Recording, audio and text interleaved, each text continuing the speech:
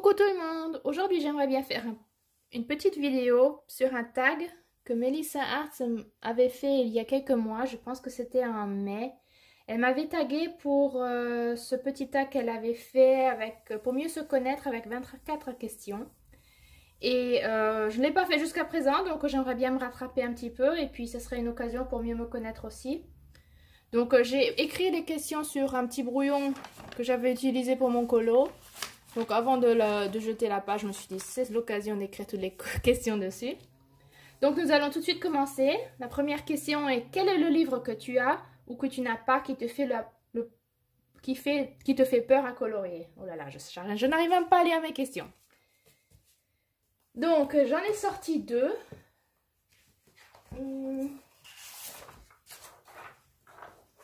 J'ai sorti le Serenaya de Christina McAllister. C'est un magnifique livre que j'adore. C'est imprimé par Amazon. Et le problème dans ce livre, il est vraiment magnifique. Très très enchanté. Le problème, c'est le grayscale. J'ai encore jamais colorié le grayscale et je n'ai aucune idée comment m'y prendre. Et j'ai vraiment peur. Je ne sais pas comment m'y prendre. J'ai vraiment peur de vraiment rater les colos, et les images sont tellement belles, je les adore, que je n'ose pas m'y mettre. Alors que il paraît que le grayscale c'est beaucoup plus simple parce qu'on a déjà toutes les ombres déjà préparées, mais ça me coince. Oui, j'ai peur. Donc jusqu'à présent j'ai encore rien colorié dans ce colo.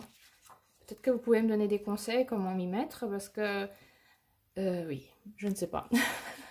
Est-ce que je fais comme je fais normalement? D'abord couleur claire, ensuite je vais sur les ombres en couleur foncée et puis après je repars dans le clair? Ou comment je dois faire? Expliquez-moi. Peut-être que j'oserais un peu plus à aller dans ce livre. Voilà, Serenaya de Christina McAllister. Et puis j'ai le Manic Botanique de Irina Winick. C'est aussi un livre d'Amazon, imprimé Amazon, que j'aime beaucoup. Moi, je suis quelqu'un qui aime beaucoup les détails. Et j'adore aussi ces colos. Pas ces colos, mais ces illustrations. Mais tous ces détails et toutes ces lignes dans tous les sens, je ne sais pas non plus comment m'y prendre pour vraiment voir... oui, pour que l'image elle ait un sens en fin de compte. Je commence d'abord avec l'image principale et puis après je vais dans le fond, ou je fais le contraire. J'avais commencé le tournesol il y a vraiment très longtemps. Et puis en route j'ai arrêté. Je sais même pas pourquoi j'ai pas continué. Mais bon, par chance j'ai encore j'ai encore les couleurs si je veux continuer. Ouais, c'est très beau, j'adore. Et puis j'en ai vu des colos qui sont déjà terminés et ça donne un rendu vraiment splendide. Mais j'ai peur, je ne sais pas comment m'y mettre avec toutes ces... En fait, ce sont toutes ces lignes, quoi. Ce sont des branches et des feuilles et tout ça. Mais comment je fais pour ne pas m'y perdre? Parce que le nid est entremêlé avec ces branches. Et comment je sais qu'est-ce qui appartient à quoi? Mais sinon, j'adore. C'est vraiment très beau. Ouais. Donc oui, si vous avez aussi pour ce livre quelques conseils, je suis preneuse. Parce que j'aimerais bien vraiment commencer un, ou quoi. Commencer, j'en ai déjà commencé un, mais pas terminé. Mais bon, peut-être faire un colo dedans, parce que je suis pratiquement sûre que ça sera vraiment splendide. Voilà, ce sont mes deux livres qui me font le plus peur. Je vais remettre mon petit papier dedans. Ensuite, deuxième question. Qu'en pense ton entourage de ta passion coloriage? Eh ben, à vrai dire, mon entourage, il n'y en avait pas grand monde qui sait que je fais du coloriage. Il y a ma famille, bien sûr, mes enfants, mon mari, qui voit que je suis beaucoup assise, que j'aime beaucoup faire ça et que ça me fait vraiment vraiment du bien. Au début aussi, mon mari qui souriait, qui disait mais qu'est-ce que c'est que ça? Et en fin de compte, il a remarqué que ça me faisait vraiment du bien, surtout au moment où j'allais vraiment mal et que j'avais un burn-out. Ça m'a vraiment beaucoup aidé à me recalmer, à me remettre, me rééquilibrer un petit peu. Donc quand il voit que je me sens pas bien, régulièrement il me dit vas-y, va t'asseoir un petit peu, repose-toi et colorie. Donc ça c'est une bonne chose. Sinon l'entourage, amis, collègues, même parents et frères et sœurs, pratiquement personne ne le sait. Ma mère le sait, mais bon, elle sourit et prend pas ça du tout au sérieux. Elle pense que c'est du... oui, elle le compare toujours à elle que dessiner c'est mieux que colorier.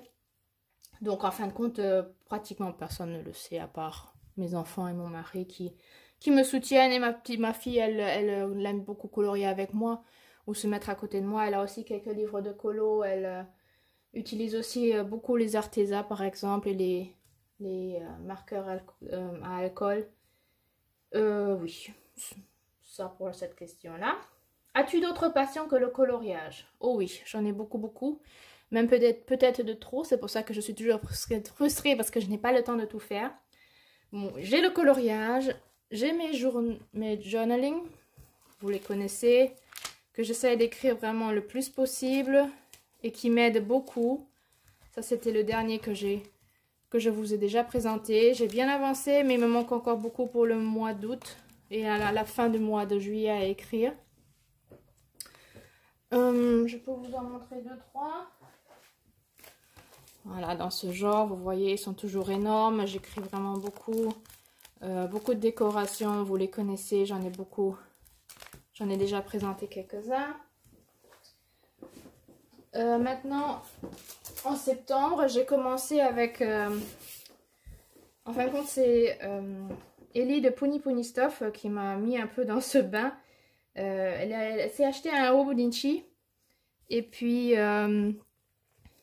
ouais, on en parlait que c'était vraiment une bonne chose et moi j'en avais déjà commencé un il y a longtemps mais pas vraiment en écrivant mes journées et comme je remarque que je n'ai pas beaucoup de temps à écrire tous les jours comme je le faisais l'année dernière, même pratiquement pas le temps, et que ça me dérange parce que je n'arrive pas à me rappeler quel jour, qu'est-ce qui s'est passé et que j'écris toujours sur plein de petits papiers dans tous les sens et qu'après ça traîne partout, ben, je me suis dit ben, c'est l'occasion de ne pas acheter un Hobonichi parce que je les trouve vraiment très très chers, mais de me faire un faux Hobonichi. Donc j'ai pris un petit carnet d'action.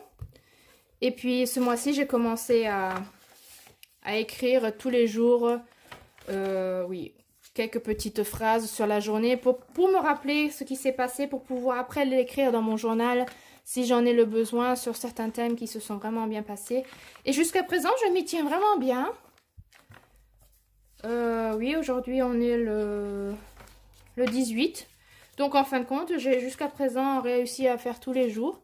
Et puis ça me fait vraiment plaisir. Et puis je peux décorer sans que ça ait à voir avec, avec la journée, ce qui se passe. Et ouais, ça détend, ça fait du bien. Et puis j'ai calculé, j'ai regardé combien de pages j'ai. Si tout va bien, je pourrais même oui, travailler 6 mois dans ce petit bouquin. Et puis si vraiment ça me plaît, je pourrais peut-être m'acheter un Hobonichi ou continuer avec des carnets comme ça. J'aime bien les carnets que je réalise moi-même parce que j'aime bien, vous savez, j'aime bien faire la couverture et puis que ce soit le mien, quoi. Donc on va voir, on verra. Je pense que je vais aussi mettre une déco ici. C'est pas encore assez personnalisé à mon goût. Oui, sinon, qu'est-ce que j'ai d'autre? Sinon, il y avait vraiment longtemps que je faisais beaucoup de broderie. Attendez, il faut que j'aille chercher de l'autre côté de ma table. De broderie dans différentes manières. Je vais vous les montrer. Que j'ai beaucoup délaissé alors que ça me manque beaucoup et que j'aimerais beaucoup recommencer. Donc des broderies avec des perles. Ce sont des petites broches. J'en ai fait beaucoup, beaucoup. Il y a même un certain temps, je les vendais. Avec des perles, voilà. Je faisais aussi comment on appelle ça? J'ai oublié le nom. Pas des broches. Pour les cheveux. Dites-moi comment ça s'appelle.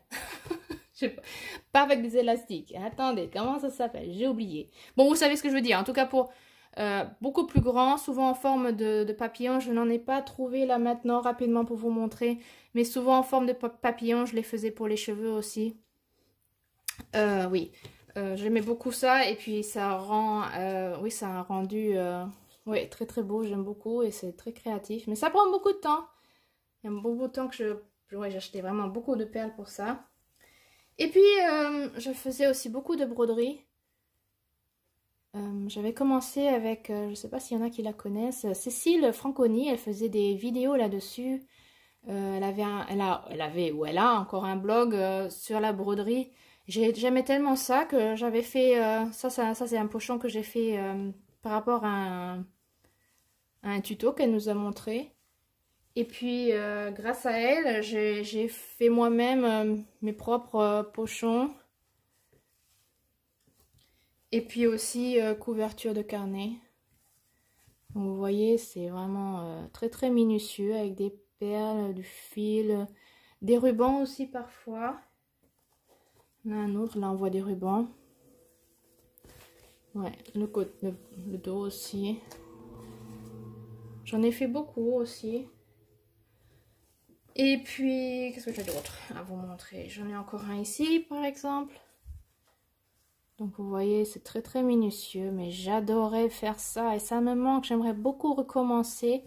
Et faire aussi mes propres motifs. Mais le temps me manque, le temps me manque. Là, j'en ai encore un sans carnet dedans. Mais c'est aussi dans le même genre. J'avais aussi fait pour ma machine à coudre une housse pour... ouais, pour la protéger, là, vous pouvez voir, c'est une grande planche en fin de compte. Attendez, je vais la tourner peut-être dans le bon sens. Qui représente un jardin. Ça, c'était un autre tuto d'une autre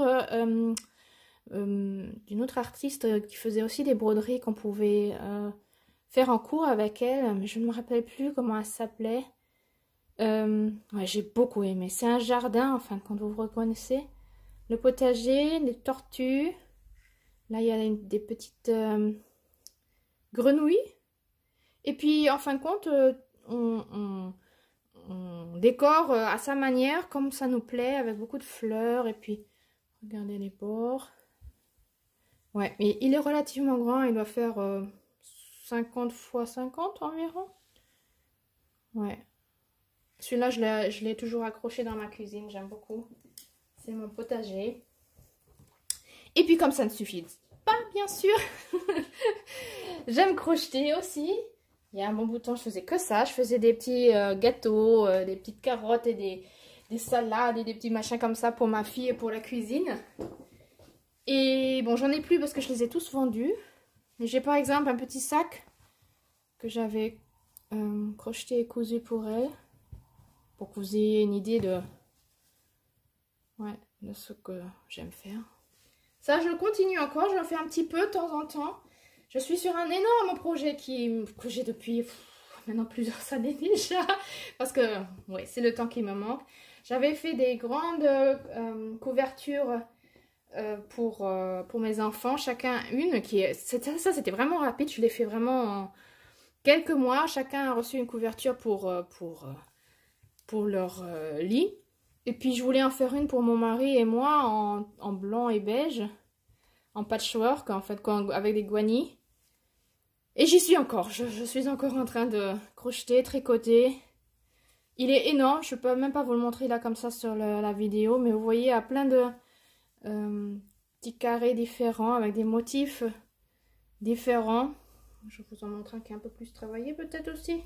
Là, il y a des petites fleurs.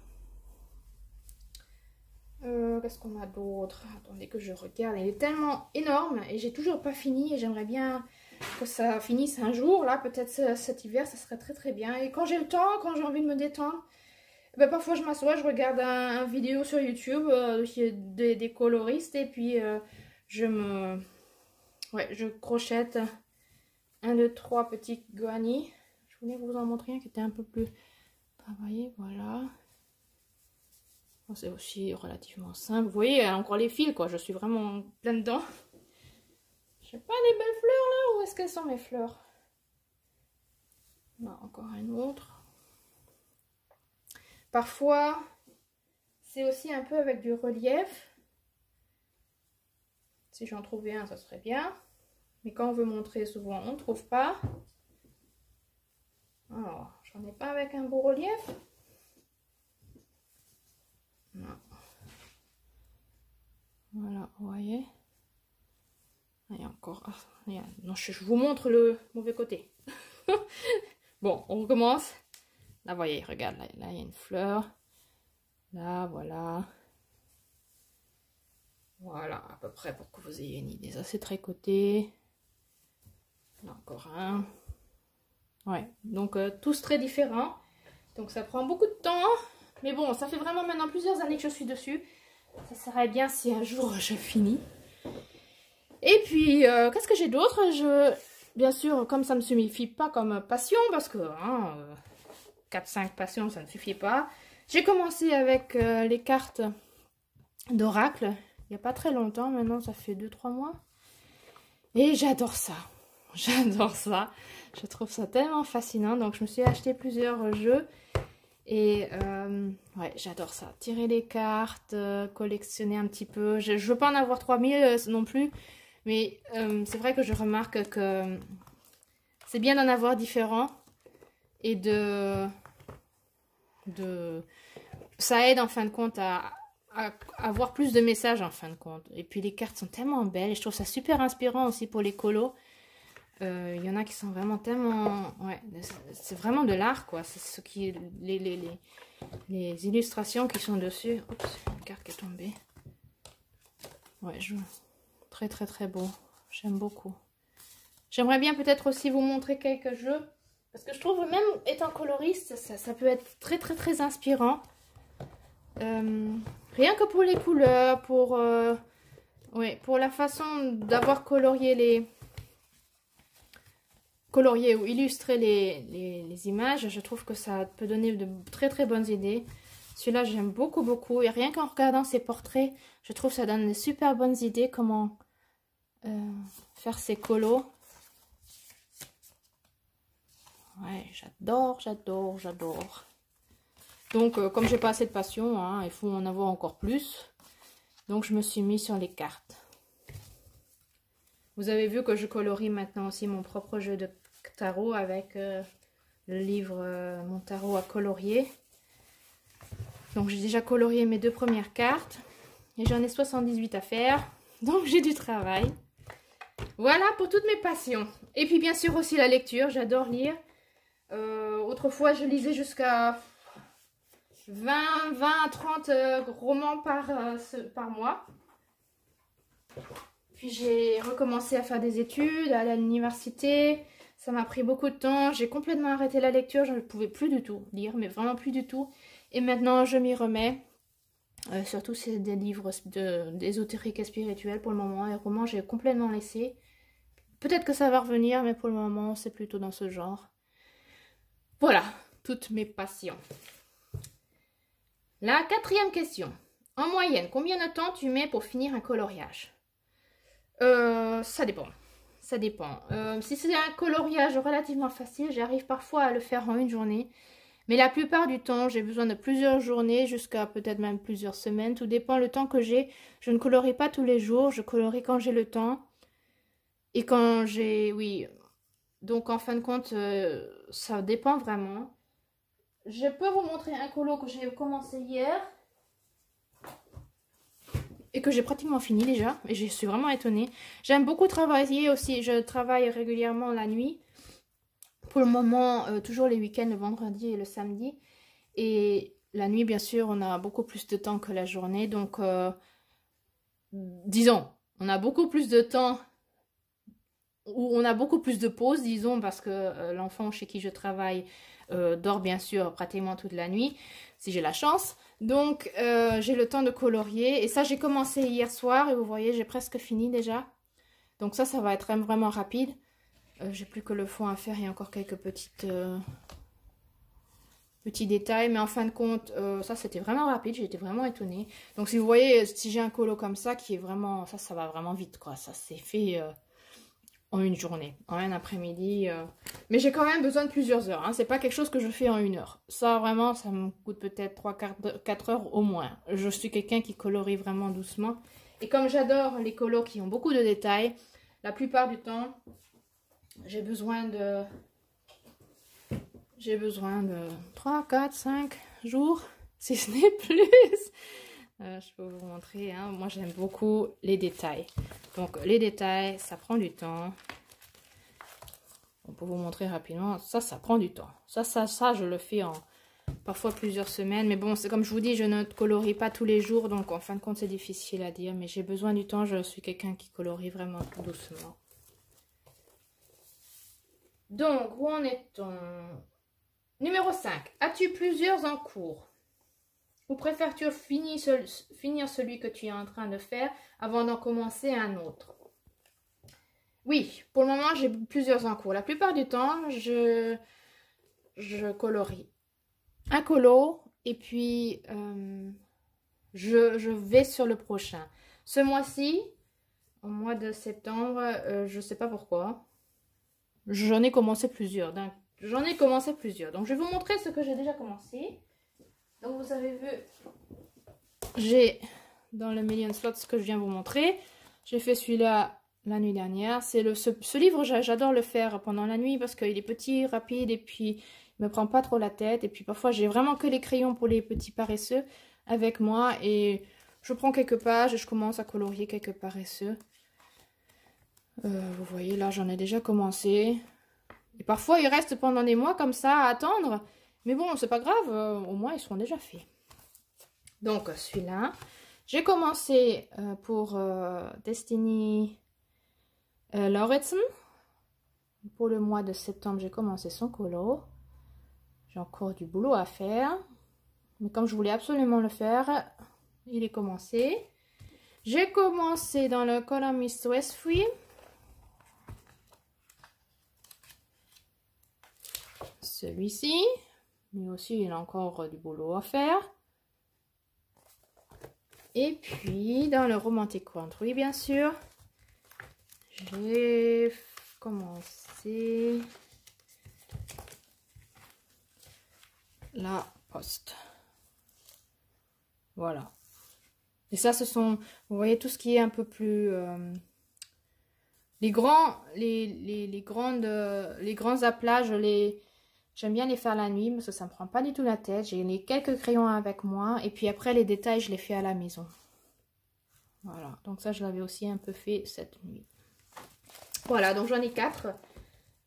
C'est déjà beaucoup. Je crois que j'en ai jamais autant. Mais bon, ce mois-ci, j'avais envie de m'éparpiller un petit peu. Donc, question numéro 6. Quelles sont tes 3 principales forces en coloriage?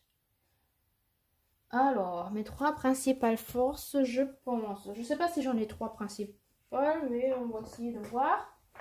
Je voulais vous montrer mon Magical Dawn. Où est-ce que je l'ai mis?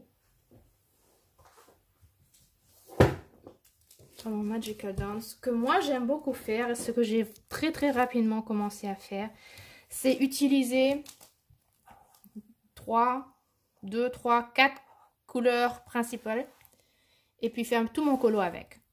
Si vous regardez, je n'utilise pas beaucoup de couleurs. Même dans les livres qui ont beaucoup de détails, je vais vous en montrer. Vous voyez, il n'y a pas beaucoup de couleurs. Si j'utilise le rouge avec le noir et le gris, c'est ça mes couleurs principaux. Là, regardez. On voit, c'est vraiment avec très peu de couleurs. C'est vraiment toujours une palette de couleurs bien choisie. Et je ne m'éparpille pas avec 3500 couleurs. Que je peux vous montrer aussi dans le Romantic Country parce qu'il a beaucoup de détails bien sûr. Et c'est là difficile. Ça c'est par exemple un colo que j'ai fait tout début. Et en fin de compte, c'est très coloré. Mais d'un autre côté... j'essayais de ne pas m'éparpiller complètement. Ça veut dire que la robe, elle a vraiment une couleur bien précise. J'aurais pu la faire en 10 couleurs. Non, elle a que du vert et du bleu. Les meubles, ils sont tous dans la même couleur. Et puis, toutes ces couleurs que j'ai utilisées pour les tissus, eh bien, elles reviennent toujours. Vous voyez, le jaune, il revient à différents endroits. Là, comme les images de la robe. Ce sont les couleurs de la robe. Et ça, j'ai commencé très tôt à travailler comme ça. Voilà, par exemple, ici, je vais retirer la page avec tous les œufs de Pâques. Et bien les œufs de Pâques, ils sont pas en vert, jaune, orange, turquoise, je sais pas moi, rose. Non, ils sont tous turquoise et bleu. Voilà. Pour rester vraiment dans une palette de couleurs très très restreinte. Est-ce que j'ai un autre exemple? Là aussi, vous pouvez le voir. Ça, c'est ma pharmacie. Les meubles sont tous restés dans les mêmes tons. Les feuilles restent aussi dans les mêmes tons. Les bouteilles, je n'ai pas utilisé 10 couleurs différentes. Elles sont toutes dans les mêmes tons. Pour que ça reste plus équilibré et plus harmonieux. Là, ça, c'en est aussi un très très... Oui, c'est une vieille... Une image de 2018. Donc, c'était vraiment mes débuts. Et regardez les maisons. J'aurais pu faire chaque maison dans une autre couleur. Et ben non, j'ai que mis du turquoise et du orange. Voilà, et ça, j'aime bien faire. Ça, c'est quelque chose... je pense que ça, c'est une de mes forces. C'est que j'utilise vraiment... qu'une palette de couleurs bien restreinte, parce que j'ai encore une image où on peut bien le voir. Là par exemple, ça c'était un challenge où il fallait utiliser toutes les couleurs qui étaient dans la boîte à colorier, dans la boîte à crayons de couleur, et j'aime pas du tout. Ça c'est pour moi trop coloré. Ça n'a pas de sens pour moi. Il n'y a rien qui se... Il n'y a pas de rappel, quoi. La maison est jaune et en fin de compte, j'ai pas de rappel autre part. Le bleu, j'ai pas de rappel autre part. Et ça, j'aime pas. Je trouve que ça dérange. Oui, il n'y a pas d'équilibre dans cette image. J'aime pas du tout. Voilà. Ça, c'est une de mes forces. Bon, une deuxième force peut-être, c'est que j'aime beaucoup les colos avec beaucoup de détails. Ça ne me dérange pas et je perds pas... patience, j'aime bien beaucoup de détails, ça me relaxe presque. J'en ai par exemple un autre,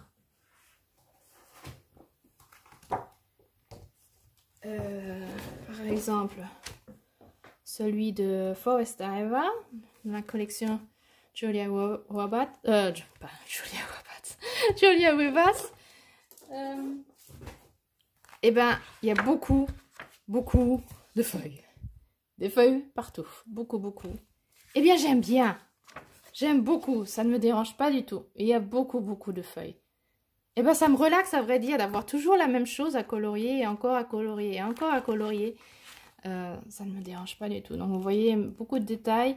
Et quand même, ma palette de couleurs reste relativement restreinte. Et ouais, les détails, ça ne me dérange pas. Voilà, ça c'était deux atouts. Troisième atout, j'aime colorier avec des couleurs relativement vives. Chez moi, il n'y a rien qui est pâle. C'est plutôt très vif. Et ouais, ça plutôt. Voilà. Question numéro 7. Quelles sont les illustrations qui t'inspirent le plus? Eh bien, très facilement, les illustrations qui ont beaucoup de détails. Franchement, c'est ça que j'aime le plus. Et puis plutôt aussi le monde féerique, ça j'aime bien. Monde féerique avec beaucoup de détails. Donc Romantic Country, ça vous le connaissez. Tous les livres de Forest Eva, j'aime beaucoup. Rita Berman, j'aime beaucoup, surtout qu'elle a de plus en plus de détails aussi dans ses livres, et ça j'aime bien. Même si ça prend beaucoup de temps, moi ça m'inspire, j'aime beaucoup regarder. J'aime bien, j'aime beaucoup. Alors ici par exemple, mythographique de Joseph Kettingburn. Les détails, c'est super beau. Ça m'inspire, vraiment ça m'inspire. Mais c'est le temps qui me manque, c'est pour ça que je n'y vais pas beaucoup. Mais j'aime beaucoup.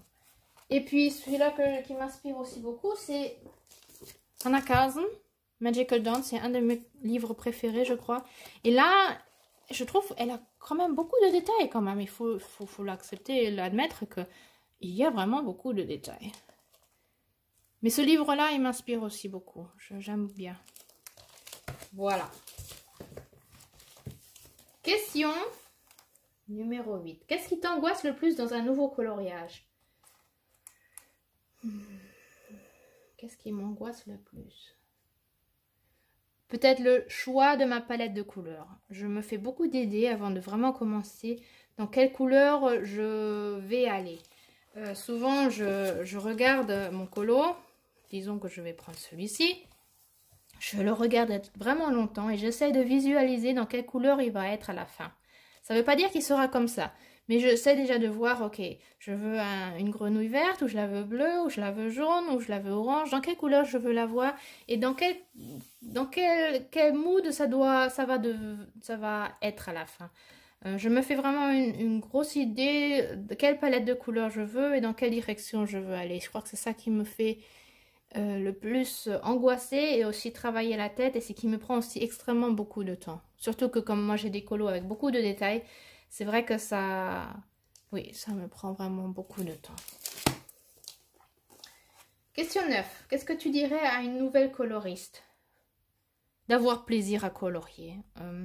Il ne s'agit pas d'en faire 3000 dans le mois ou dans l'année, mais d'avoir plaisir à colorier et de ne pas se comparaître avec les autres coloristes que l'on voit sur YouTube. Par exemple, il y en a qui sont vraiment des vrais artistes qui savent vraiment super bien colorier.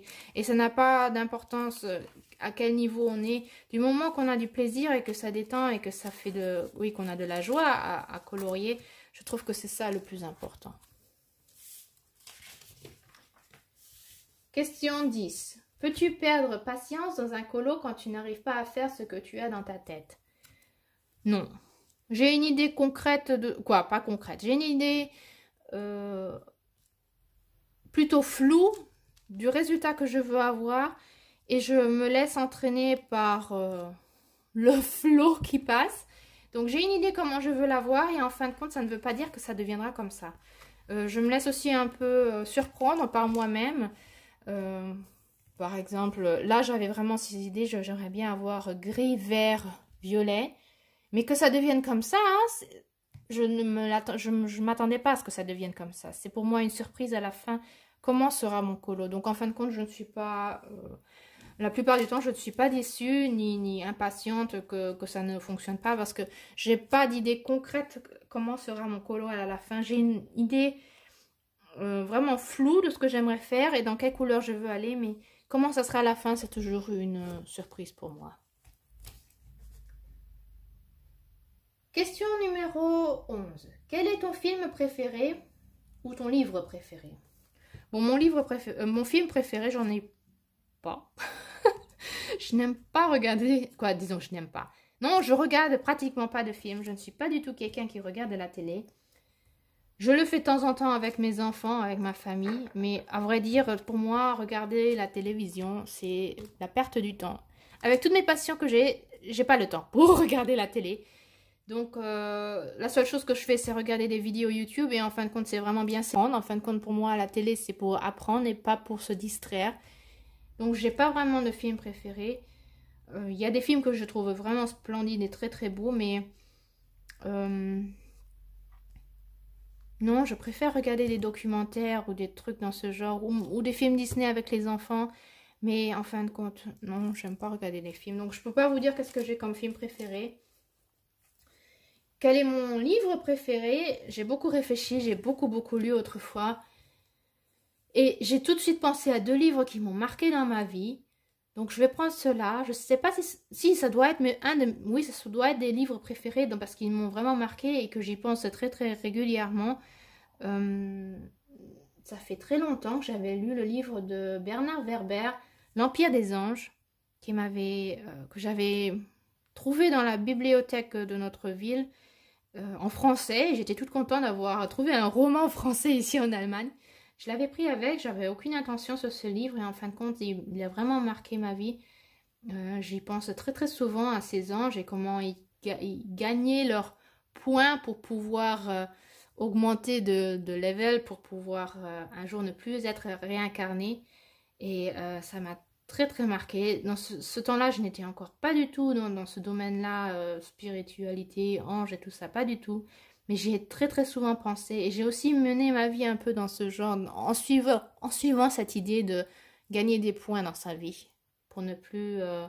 oui, pour monter en fin de compte, pour monter dans ce qui est bon, dans la bonté et dans l'amour. Et puis, un livre que j'avais lu pendant mon temps d'école, c'était, je crois qu'on l'avait lu en quelle matière? C'était en anglais ou en allemand? Je crois en allemand qu'on avait lu ce livre. C'est un livre de Aldous Huxley, Le meilleur du monde.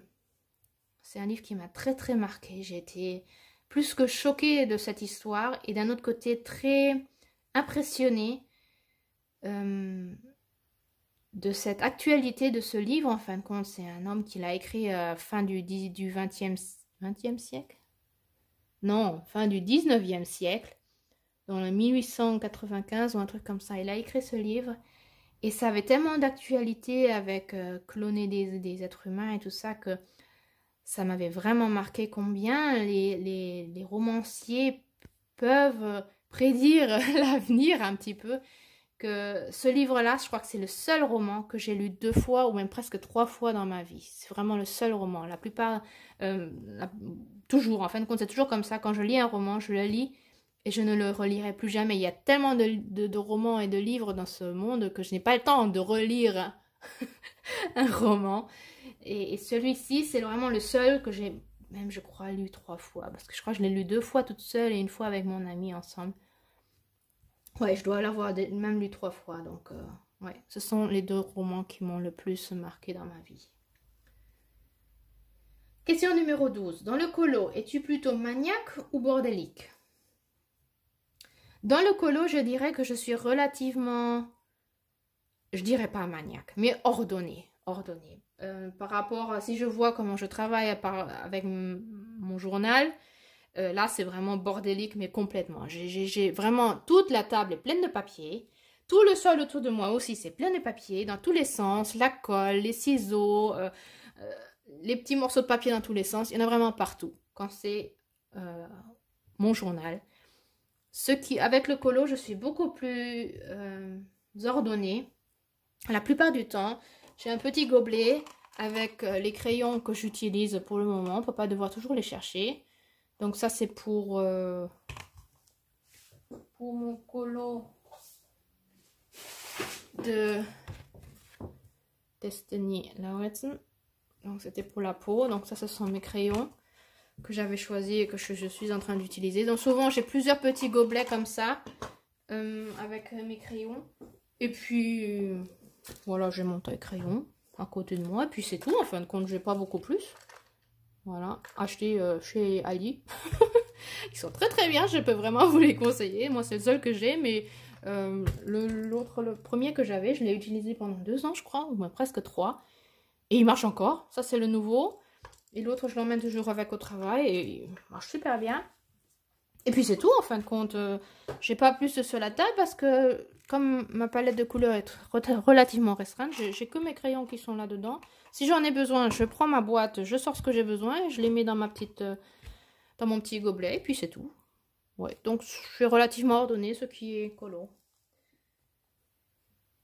Question 13. Plutôt du genre en avance ou en retard? Autrefois, j'étais toujours en avance. Même parfois, même jusqu'à une demi-heure en avance.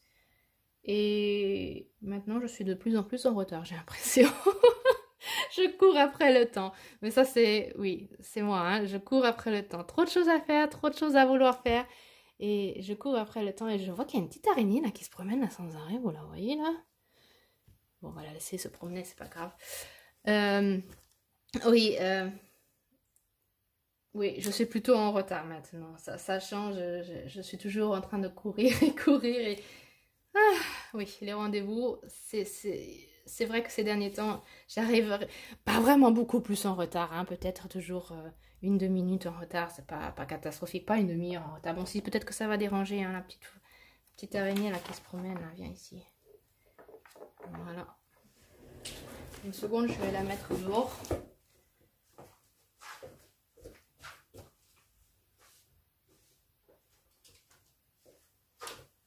Voilà. Pas que les personnes qui ont une phobie d'araignée ne puissent plus regarder ma vidéo parce qu'elle est en train de se promener pendant toute la vidéo. Voilà. Oui, donc plutôt en retard en ce moment. Numéro 14. Est-ce que tu es introverti ou extraverti? Introverti. Toujours. Étant enfant, extrêmement, je ne parlais même pas. Pendant longtemps, je parlais que à des personnes bien proches de moi, ma famille, mes amis d'école. Oui, mes amis privés, mais pas avec les adultes. À l'école, je parlais pas non plus avec mes maîtres, maîtresses, professeurs. C'est que très tard que j'ai commencé à m'ouvrir un peu. En fin de compte, quand j'avais fini l'école et que j'ai commencé à travailler et à faire mes études, c'est là que je me suis ouverte parce que comme je travaille avec beaucoup de gens, étant infirmière et enseignante spécialisée, il faut parler. Donc ça m'a un peu obligée. En fin de compte, je pense que les gens, quand ils me connaissent comme ça, ils doivent penser que je suis extravertie, mais ce n'est pas du tout moi. Moi, c'est en fin de compte une façade que je montre, mais comme un masque que je mets devant moi pendant la journée quand je travaille et quand je rentre à la maison, chut, je ne parle plus. C'est fini et puis je suis très bien toute seule, je suis très bien dans mon petit coin. Je n'ai pas besoin de 1000 personnes autour de moi, pas du tout. Numéro 15. Quel est ton plat ou ton dessert préféré? Mon plat préféré, c'est tout ce qui est asiatique. J'adore manger les plats asiatiques. Ouais, c'est ce que j'adore, c'est ce que j'aime le plus. Mon dessert préféré, je peux même pas vous le dire. Je suis pas trop dessert, je suis pas trop sucré. Donc, je pense que je vais passer. Ouais, je passe. Je n'ai pas de dessert vraiment qui me vient comme ça tout de suite dans la tête. Numéro 16. As-tu déjà rencontré un vrai? Une personne que j'ai connue sur les réseaux sociaux? Non. J'en connais plusieurs avec qui j'ai beaucoup de contacts, mais non, en vrai, je n'ai encore jamais rencontré quelqu'un. Non, personne. Numéro 17. Si tu pouvais changer quelque chose chez toi, ce serait quoi? Bonne question. Bah, à vrai dire, j'ai toujours été relativement satisfaite de qui j'étais, en fin de compte. Also de la façon, disons, physique, non. Non, je suis quelqu'un de relativement fier de qui je suis, de comment je suis. Déjà toujours, en fin de compte, même si je suis quelqu'un de très introverti et qui n'est pas sûr... Quoi? Non, je ne peux pas dire passionné. Quelqu'un d'introverti et de plutôt calme et de plutôt parfois aussi incertaine de comment elle se présente et comment elle est. En fin fond de moi, je suis quand même fière d'être qui je suis et comment je suis et comment je m'appelle. J'ai un nom vraiment très spécial. Je m'appelle Émilie avec mon second prénom. C'est Émilie, mais mon premier que j'utilise tous les jours est vraiment très spécial. Et j'aurais pu, déjà toute petite, dire que je ne veux plus qu'on m'appelle comme ça parce que ça me rend la vie parfois vraiment difficile. Et bien non, j'ai toujours été fière de qui je suis, d'où je viens, comment je m'appelle. Qu'en fin de compte, non.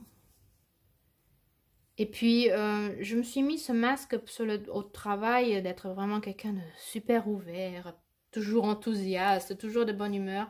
Et je remarque de plus en plus que j'ai envie de revenir de me montrer comme je suis. Donc plutôt de revenir dans ma face introvertie comme je suis moi-même. Et je trouve ça bien comme ça. Je trouve que... oui, on est toujours très négatif sur les gens qui aiment être pour soi, qui sont timides et calmes, mais en fin de compte, je trouve que c'est un vrai atout. Moi, je trouve ça très très positif, donc non. Et puis, je suis vraiment en train d'apprendre à m'aimer moi-même, donc si maintenant je commence à dire ce que j'aime pas, ça veut dire que j'ai rien appris, donc on va laisser ça comme ça. Non, je veux rien changer, je trouve que c'est très bien comme ça, je suis contente avec qui je suis, comment je suis, et puis je trouve que c'est un travail très personnel d'être positif sur soi-même. Numéro 18. Est-ce que tu es une personne qui aime planifier ou tu es impulsif? Je suis quelqu'un qui planifie beaucoup. Beaucoup.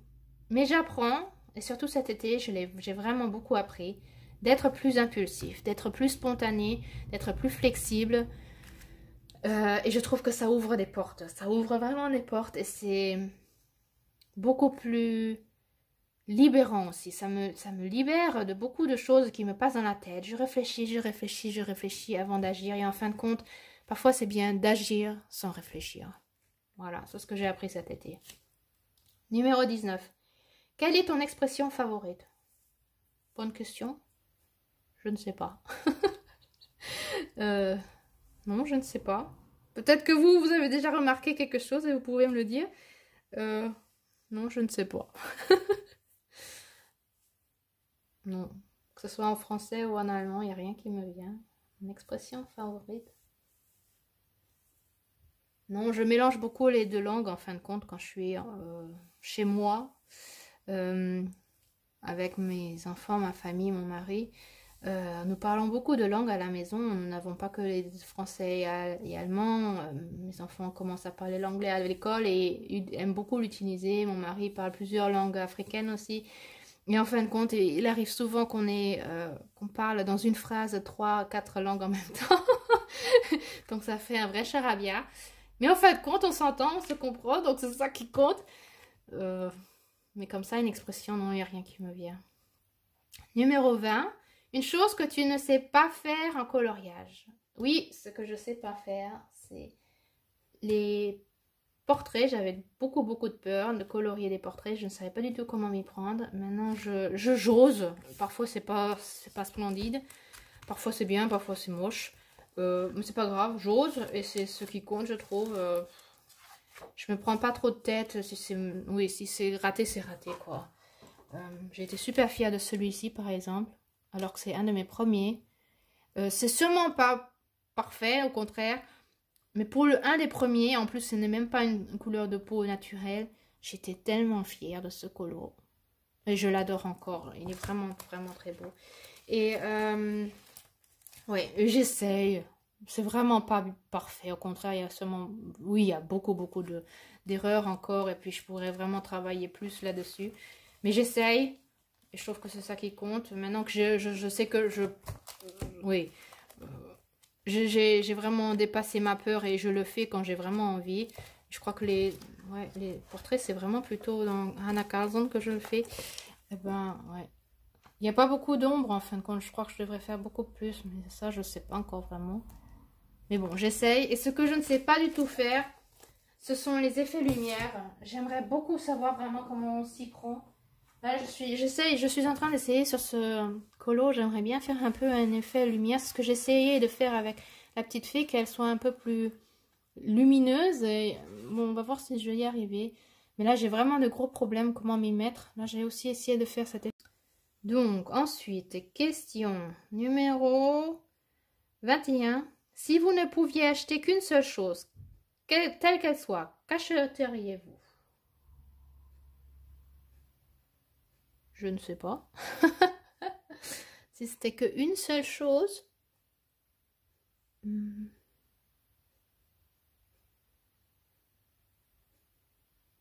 Si c'est dans le domaine coloriage, je pense que je n'achèterai rien parce que je trouve que j'ai assez de livres, assez de crayons. Je n'en ai pas des centaines, mais je trouve que ce que j'ai, ça me suffit. Et en privé, le problème, c'est une seule chose, n'est-ce pas? Ce que je pense là comme ça spontanément, c'est acheter une maison. Mais bon, quand on achète une maison, après, il y a aussi plein d'achats à faire et tout ça. Donc, je ne sais pas. Et d'un autre côté, on est très bien ici dans notre nouvel appartement qui est vraiment grand et qui est presque comme une maison. Donc, en fin de compte, non, je suis contente comme ça. Peut-être une nouvelle voiture parce qu'on a une vieille petite voiture qui va... Ouais, ça serait peut-être bien. Mais bon, oui. En fin de compte, je suis contente avec ce qu'on a. Non, ouais. Numéro 22. Préférez-vous avoir plein de livres mais avec des crayons mauvais ou plein de bons crayons avec plein de mauvais livres? Ça c'est clair, je préférerais avoir plein de livres avec des crayons mauvais. Mes crayons ne sont pas les meilleurs du meilleur du meilleur. Je crois les meilleurs que j'ai, ce sont les Prismacolor, mais j'en ai que 72. Avec les Derwent Drawing, ce sont vraiment les plus chers.